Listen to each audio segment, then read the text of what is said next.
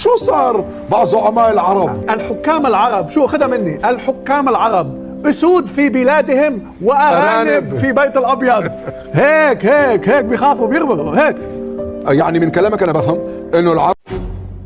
لست أظنكم تتوقعون مني أن أقف أمامكم لكي نتفاخر معا ونتباهى بما حققناه في 11 يوما من أهم وأخطر بل أعظم وأمجد أيام تاريخ. إن القوات المسلحة المصرية قامت بمعجزة على أي مقياس عسكري.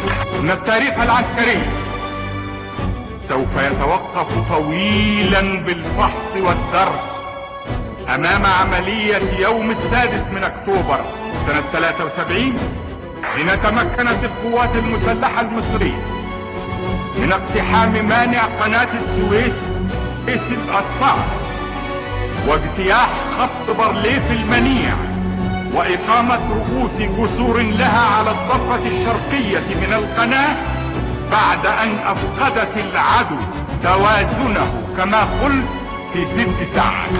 فقد العدو المتغطرس توازنه إلى هذه اللحظة. أن هذا الوطن يستطيع أن يطمئن ويأمن بعد خوف، أنه قد أصبح له درع وسيف.